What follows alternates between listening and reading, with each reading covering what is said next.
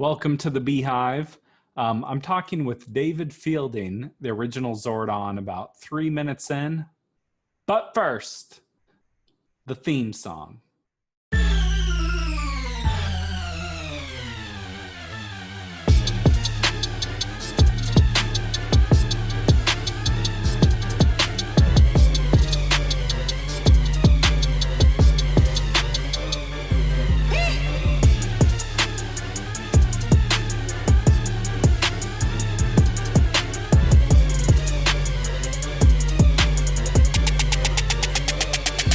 You're now entering the Beehive with your host, Double B.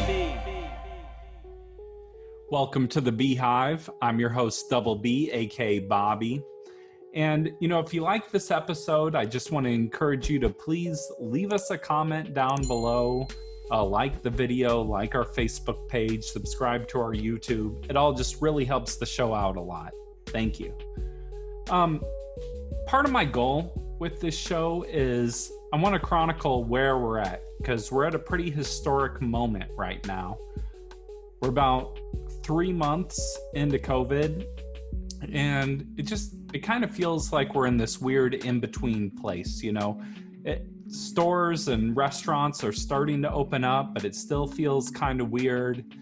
And at the same time, we're having these mass protests around the country about inequality, which, of course, and that's very worthy. And, our elders are still very scared or worried they're going to get sick and staying in. And we have, like the fall, COVID might come back and we're all stuck indoors again. So, it's still kind of shaky ground. We're going to get through it, because we're strong. But on a lighter note, I am speaking with a totally awesome person today. I'm talking with David Fielding, he is the actor who played the original Zordon on the Mighty Morphin Power Rangers. And, if you grew up when I grew up, like if you were a kid then, Power Rangers was just the biggest thing in the world, You'd be on the playground and it'd be like, I'm the Red Ranger. And then your friend's like, no, I'm the Red Ranger. And it's like, well, you can't both be the Red Ranger. One of us has to be the Blue Ranger or something. And, it was just a big deal. Everyone loved Power Rangers. And David Fielding was everything you would want in a Zordon. He was very thoughtful, I thought very compassionate, very creative, just a caring guy. And we got into all types of conversations. So I think you're really going to enjoy this. Welcome to the Beehive.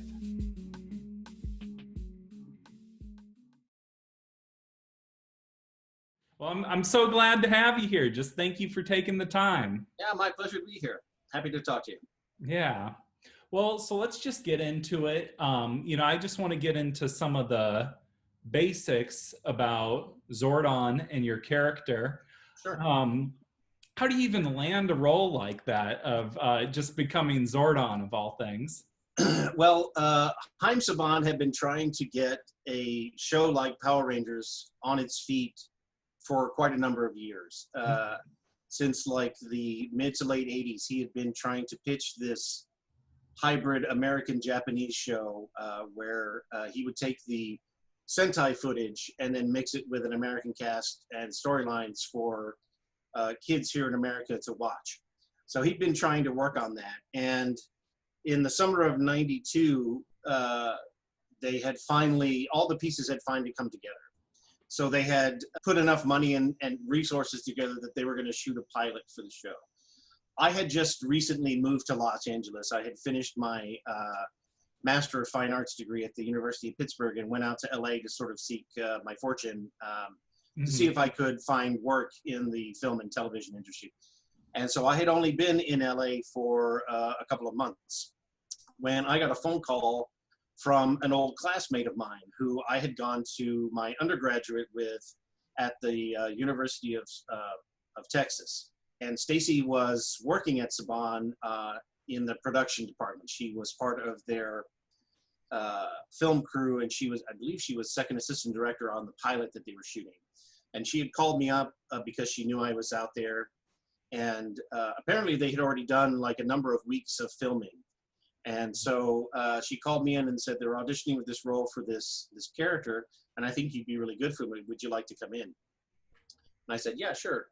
And I went down to the Saban building thinking that it would be just another cattle call, that it would be me and 15,000 other guys, and I would read the lines, and then I'd go home and I would never hear anything again. But what had happened was I got down to the Saban building, and it was just me and another guy. Wow. And they told us they were going to cast it that night and shoot it the next week. Were we both available, so forth and so on. And then they split us up. He went to one corner of the room and I went to another corner of the room, and we started to go over the sides that they'd given us. The only information they gave us was that the character, whose name was Zoltar at that time, was a 10,000-year-old wizard, and he was trapped in a time warp. That was it. That was all the background that I was ever given. The other gentleman went into the room first, and he was in there for about 20, 25 minutes. And then he came out, and I went in, and I met the directors, the producers, the studio people. I met the original cast who were sitting out there, and then they had me stand up on a table, and I basically read the lines as I had heard them in my head. And Austin St. John, who was the original Jason, said, well, I think we found our Zoltar, and that was that. And I went home, and 2 hours later, I got the official phone call saying, congratulations, you have won the part. And the following week, I was in a makeup chair, had all my hair shaved off, and slathered with green paint and stuck up against a green screen, and we shot it. I want to get into that a little bit, but so how old were you at the time when you're going out to LA to live your dream? I went out late. I was 29 when I got there. Okay. So by the time the show actually went on the air, I was 30 years old. So, you're 29, you've been living in LA just a few months. Did you have any sense of, pressure must have been on for this. Did you feel that pressure when they said stand up on the table? I didn't feel any sort of like pressure. Of course I wanted to get the job because I wanted to work. Whenever they tell you that you're auditioning for a pilot, you have the expectations that it may or may not work out. That even if you get cast and the pilot gets filmed and shot, the studio or the network or whatever may not pick it up. Yeah. So there are lots of pilots that get shot during pilot season, and then they disappear. They never go anywhere. So when we finished filming the pilot, and they said, well, we'll call you when it gets picked up, and I was like, okay, you do that. Crossed, yeah. Fully expecting that they would not call, because I wasn't privy to any of the information that they had. They had already knew that Fox was very, very interested in the show. So it came as a surprise to me when I got a phone call 3 or 4 weeks later saying, congratulations, the show is picked up. And I was like, wow, I've been in LA for 3 months and I'm on a television show. How wild is that? When you were initially reading the lines or starting the role, did you have a sense of, this is good, or you just thought it could be anything? I didn't get the sense that it was good. It was very much a kids' television show. Yeah. So the dialogue was very simple. The concepts were very, I don't want to say they were cardboard cutouts, but they were very stock characters. You had your strong guy, you had your weak guy, and you had your villains, and they all fit into a particular stereotype. So it was fine for a kids' television show. It wasn't very overly complicated, put it that way. It was just very fun. I was very familiar with Japanese television. I grew up watching Spectre-Man and all of the kaiju, Godzilla and the monsters, and so I was very familiar with these Japanese superheroes, and I thought that was very cool. And then when I found out that it was going to be playing in a power block with the X-Men cartoon, I thought that was just really, really awesome. That I was sort of like the Power Rangers Professor X, and I sort of was able to reach across the aisle and touch Marvel on the shoulder and say, hey, we're kind of the similar thing. I was just going to say, let's talk a little bit about how you originally filmed Zordon. Sure. Then, so you get the call, they just tell you come in, and then what happens? Well, I reported to a warehouse, I want to say in it was somewhere in North Hollywood. So it was like in an industrial area. They had a warehouse, and I went there, and they had a room set up that was sort of like the makeup room. And I went in there and I signed my little NDA and my day player contract. And then they proceeded to shave all of my hair off and darken my eyebrows and glue my ears back and put makeup on me and slather me with green paint all the way up to like the mid part of my neck. And then they walked me into the bigger part of the warehouse. And this was the last day of the shoot for the pilot. And everybody in the crew was sick. Everybody had like a cold. There was the director had to stay like 70 feet away from me because he was contagious or whatever. And so I had to sit in sort of like a barber chair with a towel draped across me and a big green screen in the back. And then we just rolled the cameras and we did the lines. All the cast were there, giving me lines and doing feedback and stuff. And we did that. We filmed for a total of about 4.5 hours, I want to say. And then in addition to all the lines from the original pilot, I also had to do like a bunch of different facial expressions that they ended up using later on, and just sort of like filler moments where Zordon's head would like move here and there. So it was very, very simple, but it was also very interesting to be in Los Angeles on a film set, bright light shining in my face, and sitting there thinking, this is what I came out here to do. So that was pretty awesome. So, yeah, you're like living the dream. I wish it had been more than that. I wish it had been more extended. But well, so they just. Oh, sorry to cut you off. Oh, no worries. They had no plans to do anything else with Zordon other than just have him be the floating head in the tube. So they just reused that footage for the whole existence of Zordon, just that first 4.5 hours. Yeah. And if you notice, the later it gets in the seasons, through Zeo and Turbo and in space, Zordon becomes much more motionless, very static. Because the technology that they were using improved over time, they were able to adjust the film angle so that you get to see, more of the side of his face, rather than just sort of like the head-on stuff that we shot. And but the character hardly moves. His mouth never moves. They were able to sort of like blur out fuzz it out, so you never had to match lips. And Robert Manahan, who was the actor who took over as the voice of Zordon after I left LA, he would just go into the booth and he would read lines for whatever Zordon had to say. So it was, from a business standpoint, from a production standpoint, it was really smart for them to be able to take this film footage that they shot one day and stretch it out over 6 seasons of stuff. So from that standpoint, it's really smart. From an actor standpoint, it doesn't quite reach there. You know what I mean? Yeah. It could have been better. But you did a lot of the voice acting also, correct? I did the voice for the character for the first 31 episodes, so half of season 1. By the time the show went on the air, I was ready to leave LA. I was working 2 jobs. I wasn't auditioning. I didn't really feel a part of the show because I was never on set with anybody. They were out there every day filming for 16, 17 hours a day on all of these episodes, but I would only get called in every 5 or 6 weeks to record voices for episodes that they'd already shot. And so I felt very separated from everything, very much like Zordon himself. I was not anywhere near anybody else and was sort of trapped in my own little time warp, and I would only go in and do voices and stuff. And there were a number of occasions when I would meet other actors in the booth.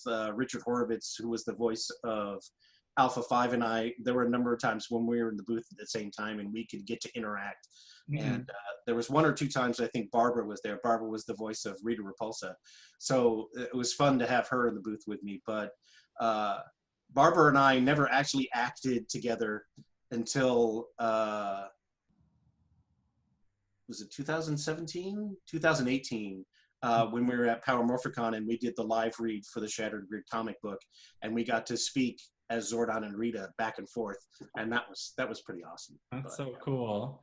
Well, yeah, I mean, one thing that's very interesting about Power Rangers is it seems like they really just did it on the cheap, like they reused footage. They kind of had, your footage that they kept reusing, but then it just became the biggest thing in the world, Sure. Um, I mean, they very much caught lightning in a bottle with it. I mean, it was the right show at the right time. It was full of action. It had rock and roll. It was great giant song. robots. Yeah. Giant robots, big rubber monsters.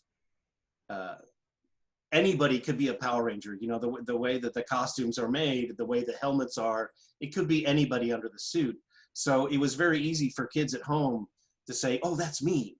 I could be one of those. And because, any other superhero show that you watch, whether it's Super Friends or any of the Marvel shows, those characters have very definite personalities and you see their faces.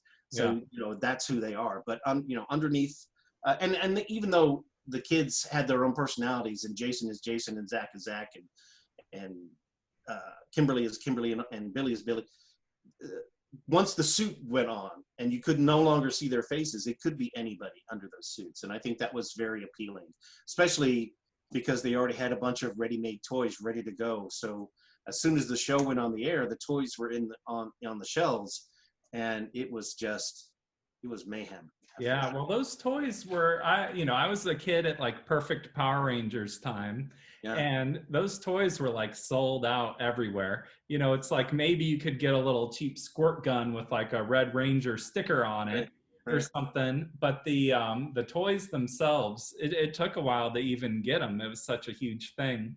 Yeah, and the show was really geared towards 5, 6, 7, and 8-year-olds, and when you're at that age, I mean, everything is all about dinosaurs. And so, they had the dinosaurs going for them. They had the robots. They had the monsters. It was just everything all at once. And it was just. Yeah, all the great kid elements. Well, I remember there being like some kind of setup where it's, like the Power Rangers area that had Zordon there, or that was Power Dome. Yeah, they had the Power Dome toy, which is like the interior of the command center. So. Did you get any royalties off the Power Dome toy? No? Oh. No. But that's your face there. I mean, you're Zordon, right? Well, that's the way the contract worked. I mean, it was a single-player, non-union production.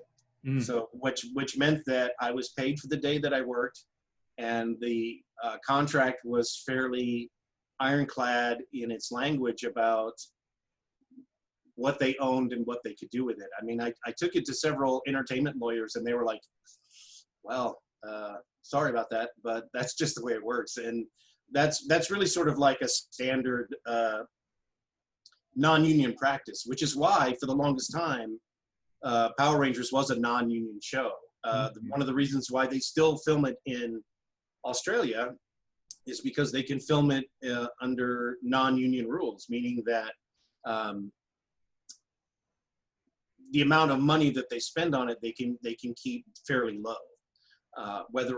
Because if it was a union production, then the costs would then rise to be much higher. But then, of course, at that point, you have a lot more people having input about what the production values are and whatever. And so, like I said, on one hand, it's really smart the way they do things. On the other hand, it can be very not fair to the people that are actually working on the show. Yeah. I mean, was part of you resentful? You see the show just taking off and... To be honest, no, because once I left LA, I sort of forgot about it. It just became sort of like an interesting story that I could tell people at parties. It's like, oh yeah, I was on a TV show one time. And it wasn't until Facebook came along that I started to, every now and then I would get a message like, are you the David Fielding that was on Mighty Morphin Power Rangers? I said, yeah, I was. And it wasn't until 2011 when I got approached by a Toku group in Pittsburgh to attend their convention that I really sort of started to understand that it was still alive and that it had a huge following. And I was like, oh, I had to go do homework. I had to go back and watch all the seasons and figure out exactly what happened. And I was like, wow, this is really big. And then I went out to my first Power Morphicon in 2014 and was just blown away by how many people love the show and still watch the show and collect all the toys and know who everybody is. And it's pretty amazing. Yeah. Well, I think about, I thought it was interesting what you were saying about Zordon is kind of isolated. It's almost sort of like the life of Zordon would be kind of like prison in a way, you know? Yeah, I mean, they didn't really go into a whole lot of detail about what Zordon's life and existence was like on the show. I mean, what is Zordon? He's, he's a wizard, or? I think he is a techno wizard. He uses technology in a sort of magical way. Because he is attached to the morphing grid, which is a protective barrier against evil in the universe, he's able to manipulate technology in order to create things that the Rangers could use, the Zords and so forth and so on. And of course, he had Alpha 5 there to help him, to help build all that stuff. But they never really went into the background of who Zordon was or where he came from. All of that stuff was sort of written into the show later on, in a sort of as needed basis. And so there may have been a story Bible that had a long history of what Zordon and the planet Eltar and all that stuff were all about, but I was never given any of that information, so I don't know. The Boom Studio Comics from Kyle Higgins and Ryan Parrott and all of those guys, the wonderful artists that work on that, they delved a little bit more into that, and that's really, really interesting. If you haven't read any of those, I would pick those up, because that goes into much more about how the grid works and how you communicate with it and what it can do and so forth and so on. But yeah, I mean, Zordon is very unique in your mentor category of characters, because if you look at other mentors or other leaders of superhero teams, at some point they actually join in the battle with them. Mm-hmm. They step out front or they lend a helping hand in some way. Zordon is unable to do that, and I thought that was a really great message for the kids who are watching the show, because a lot of the messages of the show was that you are good enough, you are strong enough, you are capable enough to do these things on your own. And as a sort of father figure, I mean, the best that Zordon could do was to offer support and encouragement to these these 5 individuals who had been chosen to sort of put themselves on the front line and battle all sorts of evil and stuff. So I thought that was a very, very interesting choice that wasn't fully developed on the TV show, but when you mature and you think more about it, you start to wonder, well, why didn't they go this direction, or why didn't they go that direction? But then you have to understand that the show was basically a vehicle to sell toys. So I mean, that's basically what it was all about. So yeah. Well, Zordon was kind of very powerful in some ways, but then also kind of powerless. Or if someone comes in his area and messes with the computers, he's done for. He can't fight back in any way. Well, I mean, that's part of the whole Green with Evil saga, right? Tommy gets into the command center because he's got a coin, and he destroys the panels, and Zordon's communication is just cut off, and he's gone for 4 episodes. He's not around. So. So I had some Power Ranger questions, and I'm sure you've thought about this also. It seems like the episodes would follow a similar formula of they have the putties come, they fight off the putties, they're gone. The monster comes, they fight with the monster, they beat, start getting an advantage over the monster. The monster grows giant. They get the Megazords and then combine and eventually kill off the monster. Why not just as soon as the monster shows up, get the Megazords, like assemble and squish them? You know? Well, they had to fill 22 minutes, right? So they they had to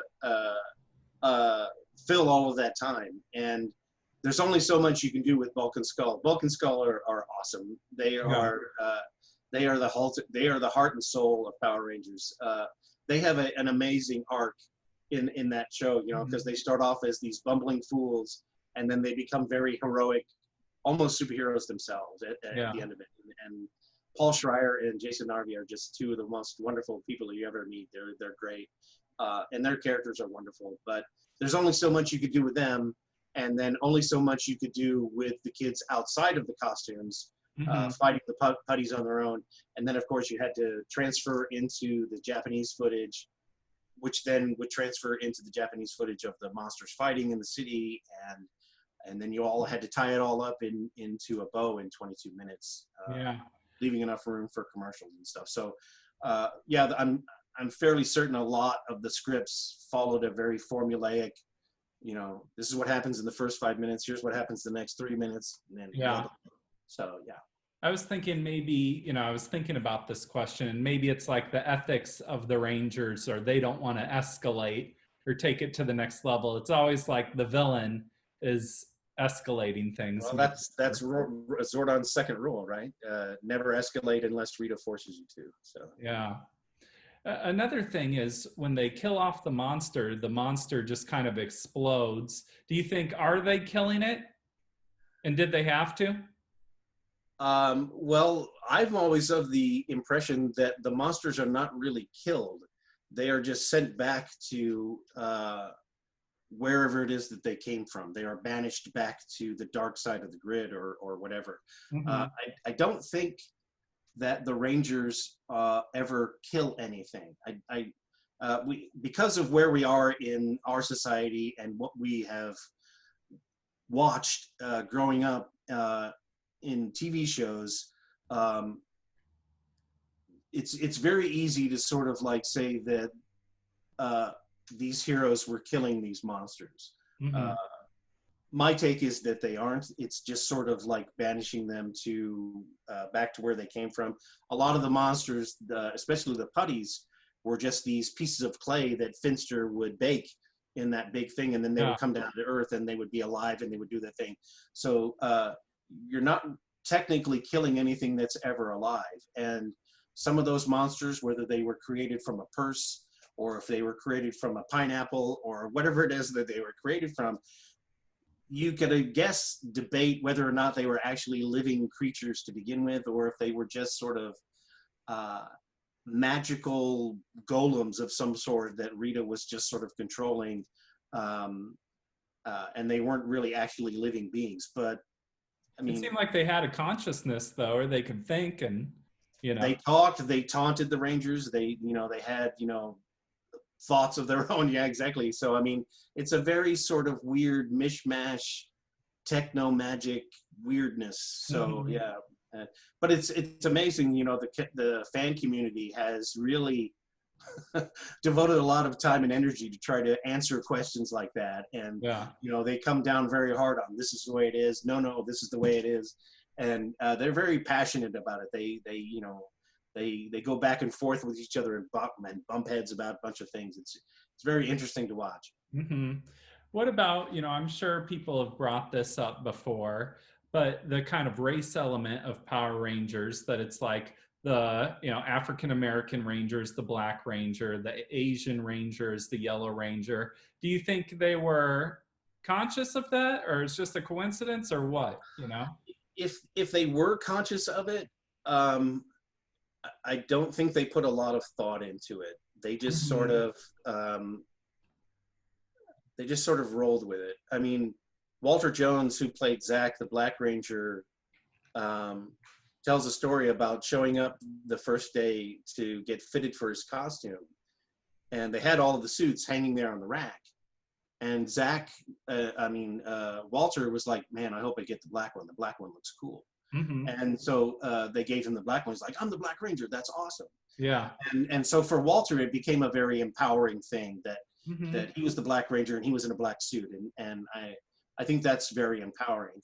I Yeah. don't think it was meant as any sort of derogatory or racist sort of aspect of the show, but through a certain lens, yeah, you could see that and go, wow, that was really kind of insensitive to do that. But I mean, I'll leave that debate up to other people that want to, hash it out. Yeah. Uh, What's your relationship like with the actors who played the Power Rangers now? it's good. I mean, when I went out to Power Morphicon in 2014, I wasn't sure if any of them would ever remember me, because we spent so little time together. We met each other twice, and talked with each other twice. But I was very pleased to find out that when I asked their agent if I could be reintroduced to them, they knew exactly who I was, and they were like, "Oh my God, we haven't seen you in 20 years."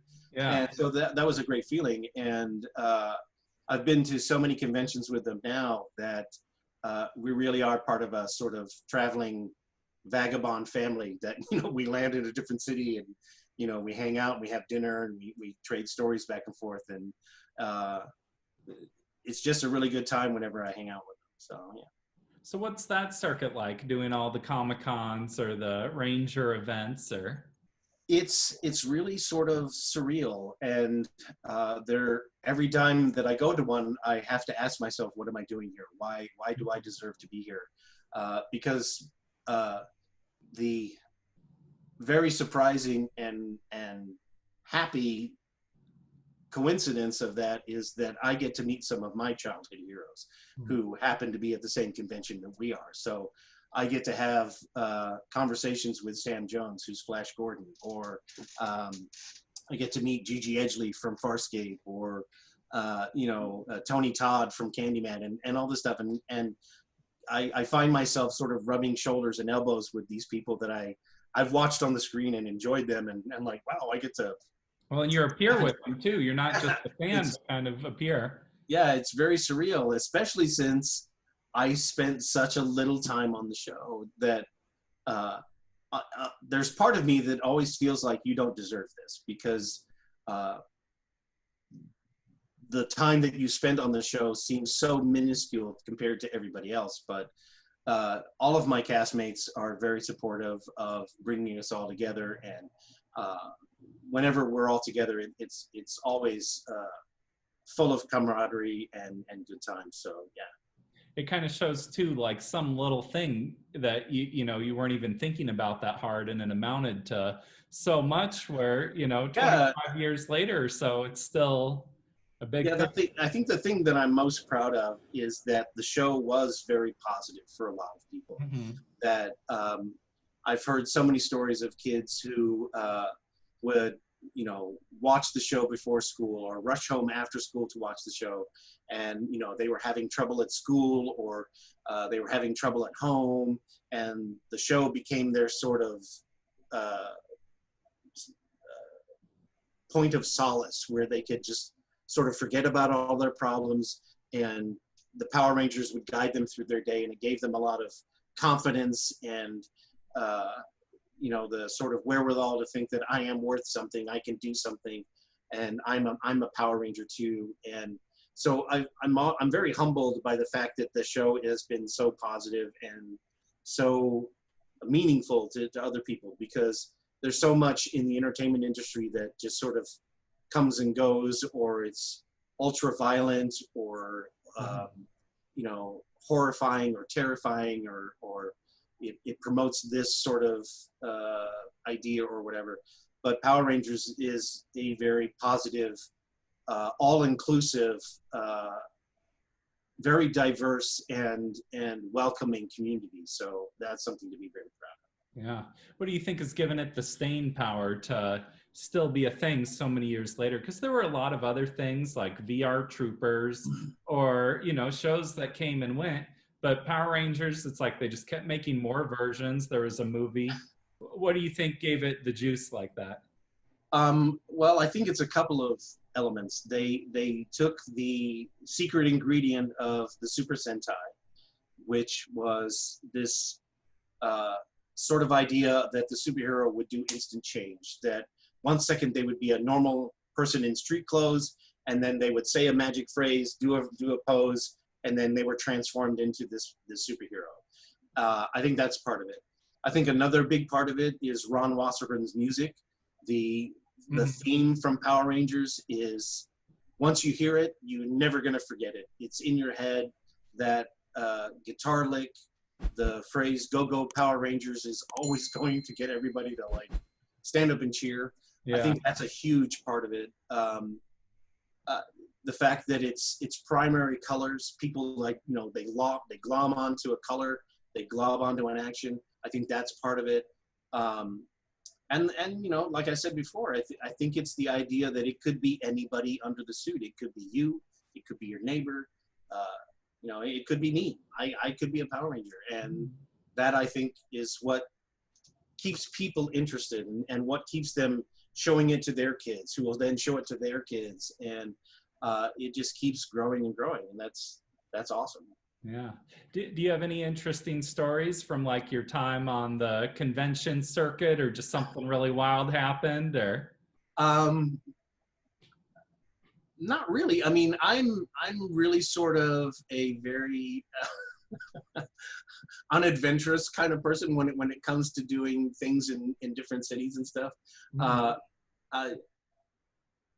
I came to the convention circuit a little bit later than some of the other people. Some of the other Rangers had been doing conventions for 5, 6, 8, 10 years before that. So they have a lot more stories about wilder days when the conventions were sort of, they were smaller. And so the fan interactions were a lot closer, and you know, they would go to house parties and so forth and so on.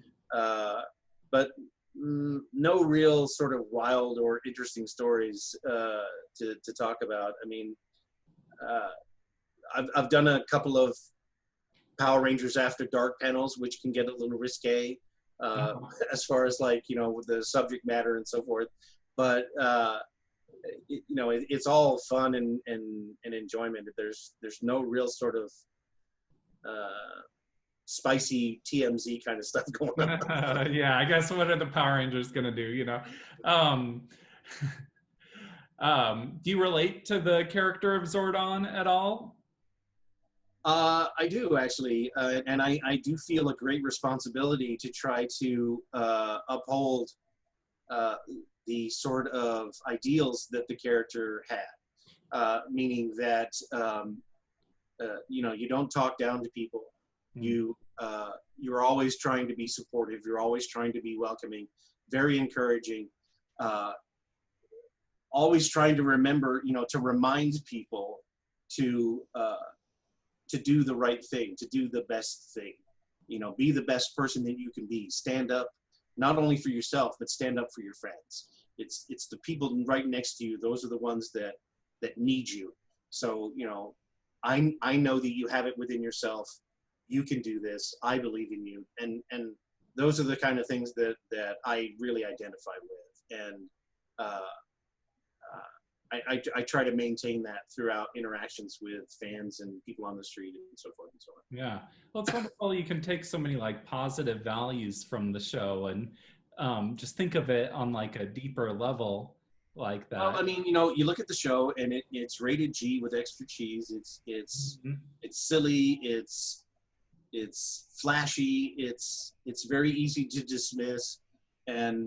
But, you know, once you start to look at it, once you start to understand that this is language that 5 and 6 and 7-year-old kids are hearing, and understanding that somebody out there thinks that they're good enough.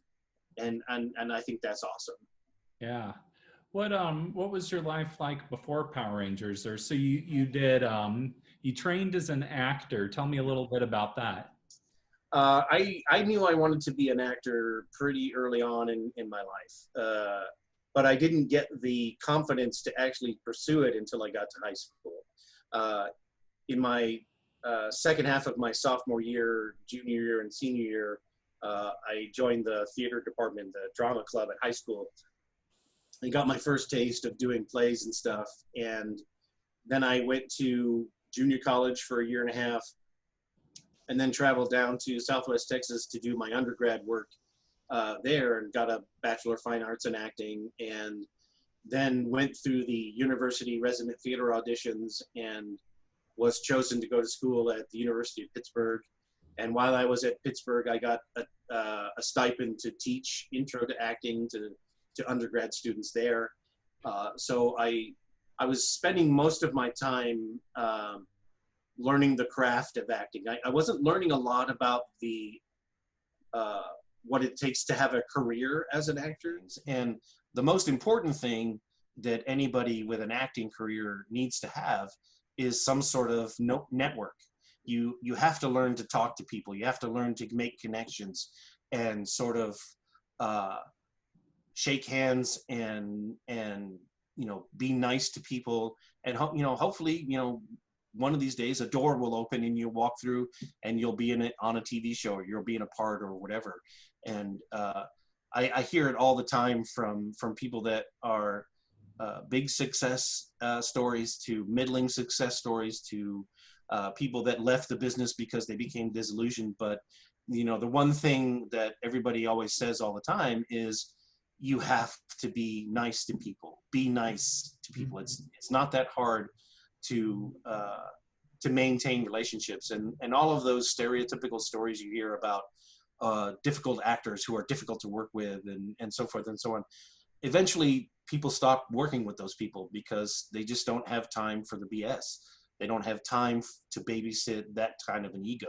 Yeah. And it can be very detrimental to you. So in addition to learning the craft of acting, learn the craft of getting along with other people, because that could make or break your career.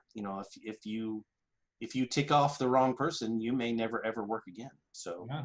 Well, I think that's probably true for a lot of professions too, or networking's really important. Yeah. And so you study for a long time. What inspired you to finally make the leap to go to LA? You were just ready to go and give it a real try, or? When I was at the University of Pittsburgh, one of the guest directors that they brought in was a man by the name of James Gardner. James was a director for television, and he would tell us interesting stories about directing episodes of Coach and all of these different things that he was working on. And he was really sort of the one that I sat down with a couple of times to discuss, which direction I could go, because I really wasn't enamored of the idea of going to New York.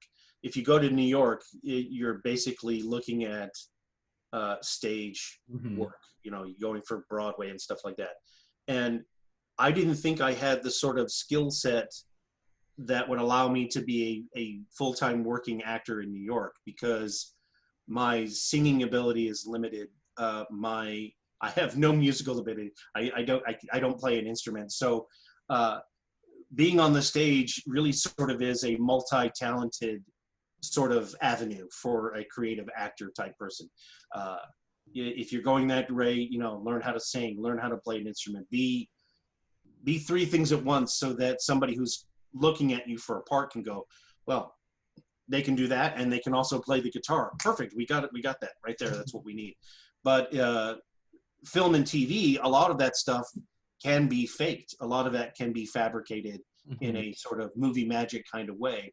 And the kind of stories that I was interested in, the kind of stories that I sort of write about these days are larger than life. They're of a large scope, and I really enjoy the magic of what can happen on film as opposed to what can happen on stage. Don't get me wrong. I mean, a lot of magic can happen on stage. You can go to a stage performance and just be blown away by how things are staged and the lighting and everything like that.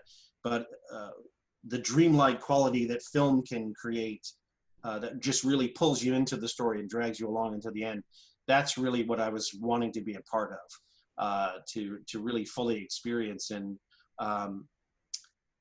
you know, in hindsight, if I had stayed in LA for an extra 6 months, who knows what would have happened as far as, you know, what other doors would have opened for me once the show really took off. Mhm. You know, where would that have gone? But by that point, I was so mentally and emotionally burned out. I was like, I can't stay out here anymore. And then moved back to the East Coast and did voice work for video games and radio commercials and so forth. And then once I started to do much more work with the video game industry, that's when I really started to take my writing much more seriously. So Yeah. Well, I want to talk a little bit about your writing because you've written a lot of short stories and novels and things like that. Um, are there any common themes that you dip into with your writing? um, a lot of the stuff that I write falls under what they call speculative fiction. It's sort of like a what if kind of Mhm. category. Because I've written about superheroes, I've written about steampunk, I've written about gothic horror, I've written pulp noir kind of stuff. So that's all the kind of stuff that really interests me. Really early on in my early 20s and early 30s, I played a lot of Dungeons and Dragons. So a lot of my writing was very fantasy based. But I don't write a lot of fantasy these days. I, I, which is interesting because for me, fantasy is full of hope. It's one of those things that the heroes are equipped with these magic weapons to guard them against dark evil, and they emerge triumphant, and the sun shines bright at the end of the day, and that's full of hope. That's you know, the Lord of Rings is just full of hope. That's fantasy to me. I don't see a lot of fantasy in the world today, so where my mind goes is to a lot more grounded, realistic. It's going to cost you to get to the bright new dawn of every day. It's not going to be as easy as slaying this magical dragon and then everything's okay. The world that we live in is a lot. In some ways, it's a lot smaller because of what technology has connected all of us together, and how that connection travels at such an insanely fast speed that what used to take a week to get from Europe to the United States happens in a nanosecond. Yeah. And so you hear about all of these horrendous and horrific things that are happening, and that sort of like closes us all in, makes us all sort of shrink in on ourselves. And so a lot of the things that I'm writing about, and a lot of things that are coming out in my novels these days, are a lot of sort of like, how do we fight against the dark when everything is so dark? How do we fight against that? So Let's talk about the world a little bit. I mean, you know, the whole world is, you know, collectively going through a really difficult time. And how have you been handling the last 3 months with everything going on? well, I mean, I was self-isolating before the COVID thing happened. I live alone. I have 2 cats. I go to the grocery store, I get my stuff, and I come home, and I, you know, try to write, or I'll play a video game, watch a movie, or whatever. Yeah. So I was very sort of not that affected by it. I mean, it's like, well, this is what I do. But then after like the first month and a half, you start to feel like, well, everybody is doing this, and even though it's sort of normal, it's not in any way normal. Yeah. And it really highlighted for me, wow, you need to get out more. You need to communicate more. You need to be more in touch rather than just sort of flying to a different city every month if there's a convention or whatever. But it's very hard to do where I'm at right now, because where I'm living, it's very economically easy to live here.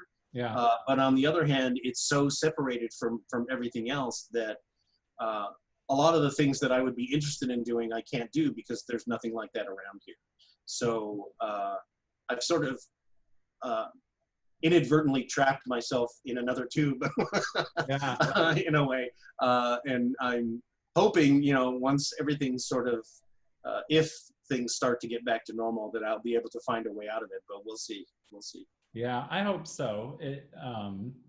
Yeah, I'm a very extroverted guy, so it's been especially difficult, but I'm glad we're getting through it.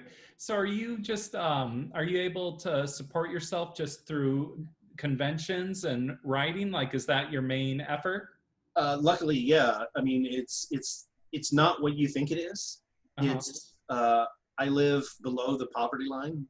Uh, I uh, I get by. I mean, I have enough to support myself and uh,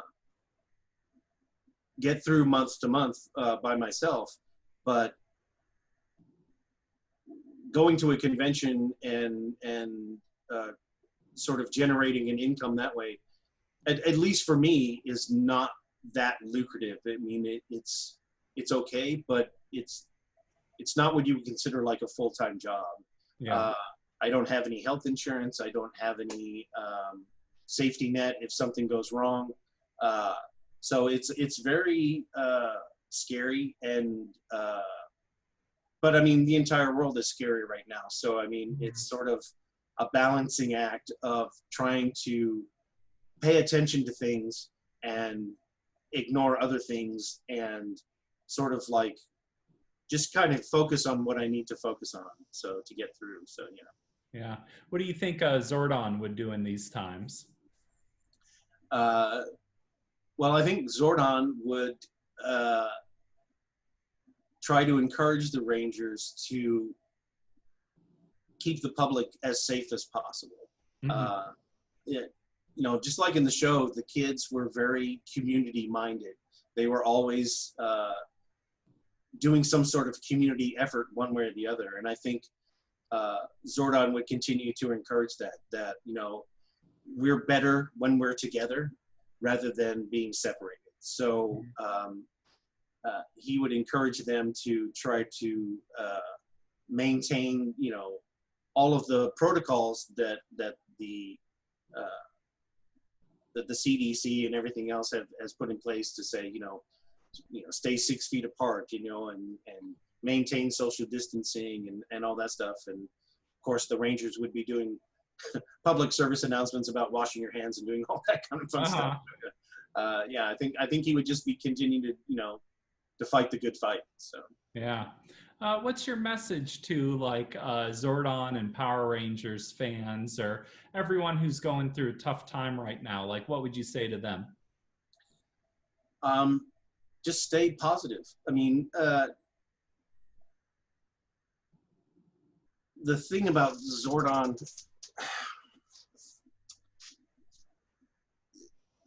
is a metaphor for the inner voice that every one of us has about telling ourselves, I'm strong enough, I'm good enough, I'm worth this. And so I think that my message to anybody who wants to listen to it is that whatever you're going through, whatever hardship you're facing, you really sort of have to listen to that voice inside you that is the encouraging voice, not the other voice that tells you that no, you can't do this, no, you're not good enough. That's the voice you need to get out. Listen to that other voice. Sometimes it's a smaller voice, but it's that voice that's inside yourself to saying, no, you are good enough, you're worth this. And with everything else that's going on in the world, aside from the pandemic, the other pandemic that we're underneath right now, Yes. is you need to lend your voice, lend your support to your brothers and sisters who are standing next to you and saying, you're worth it. I will stand in front of you because you are worth it. That's the message that I would tell everybody. I think that's a really strong message. So you have a new book coming out. Tell us a little bit about your second novel that you're planning. Sure. The first book was entitled Glims, and it's the first Lincoln Bright novel. Lincoln Bright is a character who I call an attuned, which means that he's sensitive. He can see and hear things that other people can't. What you and I would think of as ghosts, Lincoln knows as glims, and those glims are not harmless. They can cause all sorts of mayhem and havoc, and if they're around long enough, they create a patch of invisible nastiness that he calls a gaunt. And if the gaunt is around long enough, it will eat a hole in our reality to allow the entities that live on the other side to come through. And those entities he calls the dead. And the dead are the sort of alien Lovecraftian type things that the only thing they want to do is end life. So Lincoln spends his time crisscrossing the country trying to put these glims down. Glims are created whenever a person dies. Everyone creates a glim when they pass away.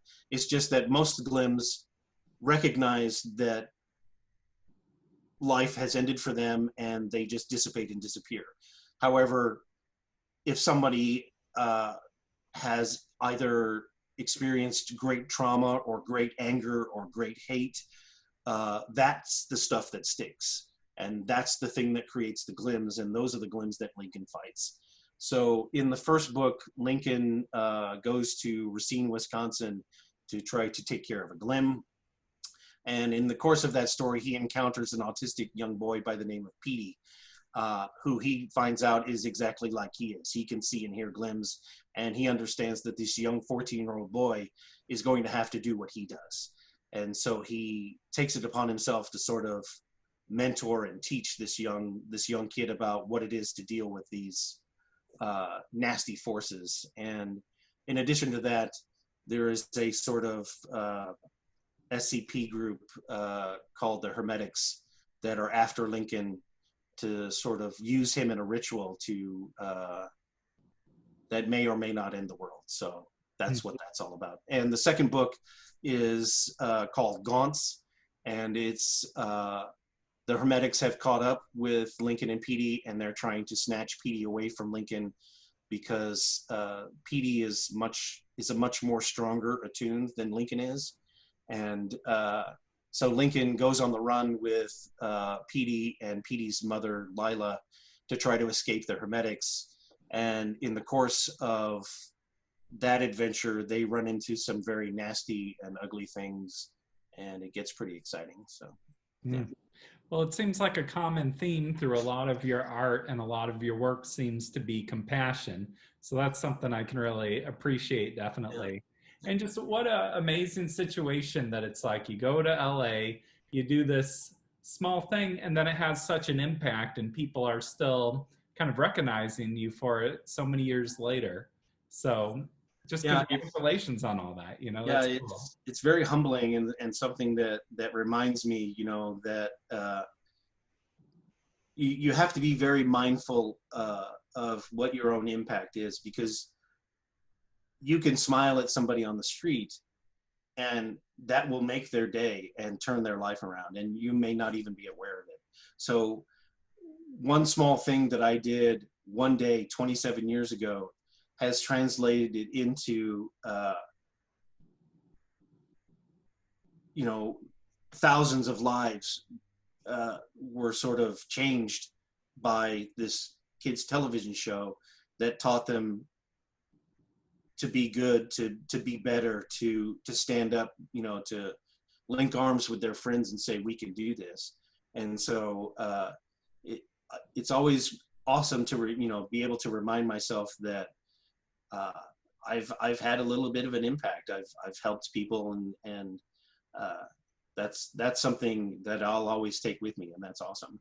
That's something you can't put a price tag on, and that's more important to me than whatever money might come from it or whatever. So, well, how can people keep in touch with you or find your books and things like that? Sure, they can find me on Twitter at David J. Fielding. They can find me on Instagram at djfielding_Zordon. And if you do a search for Zordon on Facebook, my Zordon page should pop up and you can reach me there. My website is on my Instagram and Twitter page, and you can follow me there or send me an email from there, and that's about it. So Awesome. Well, thank you so much for just taking the time to come and talk with me and share your story. Do you have any closing thoughts or anything you'd like to say? please be safe. Take care of each other. We'll get through this, and we'll be better because of it. So, be safe. Right on.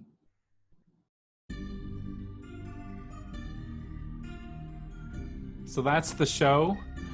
David, just good luck with everything, and just thank you. Thank you for being a force for good in this world. I really appreciate you. Again, please leave us a comment, do whatever, helps the algorithms get out there and help people hear the show. Give us a share. That would be the best thing. Give us a share out there. And we'll be back next week with another episode of the Bhive.